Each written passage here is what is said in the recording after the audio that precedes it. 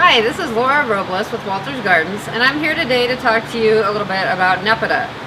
You can see right here in front of me, this is a brand new Nepeta. This will be in garden centers this spring. This is called Cat's Pajamas.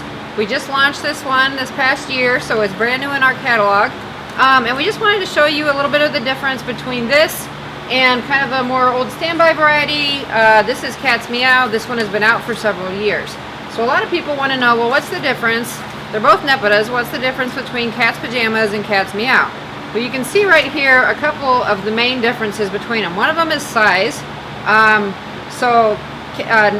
Pajamas is typically about half as tall and half as big as Cat's Meow is in the landscape. It's a little bit misleading here in the container just because of the way they're grown in the containers. It doesn't show as true as once they've had a few years to mature in the landscape. But in the landscape, you can expect to see at maturity that Cat's Pajamas is about half the size. And then the other key difference is that Cat's Pajamas is earlier to flower. So it's typically about 2 to 3 weeks earlier to flower. This is true in the landscape and also in the greenhouse in production. Both of these were forced the same time. These were both forced in week 2, and we're in week 7 now. So 5 weeks ago, these were pulled out of dormant cold temperatures, held at 36 degrees, and you can see the extreme difference in flowering.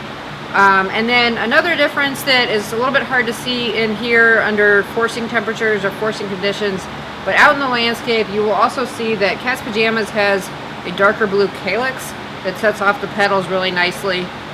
Cat's Meow, the petals still look great, but you just don't quite have that dark background calyx to set it off the same as you do with Cat's Pajamas.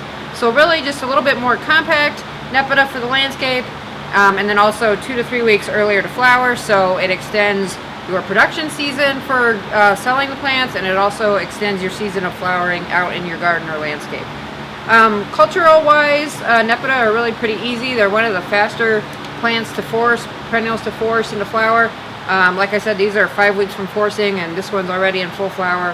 We've actually already trimmed back a few flowers from it just to keep it looking nice and kind of prime flowering. They're plants that really like to be grown pretty dry. They're quite drought tolerant out in the landscape, so in container production you really want to hold back a little bit on the water. That can also help with having a higher quality plant to finish. Less PGR needed that way. It's really the best way of toning a Nepeta. And then same thing with fertilizer. They're really a pretty light feeder. So those are kind of the main cultural requirements and the key differences between Cat's Pajamas and Cat's Meow. Thank you for watching, and like us on Facebook.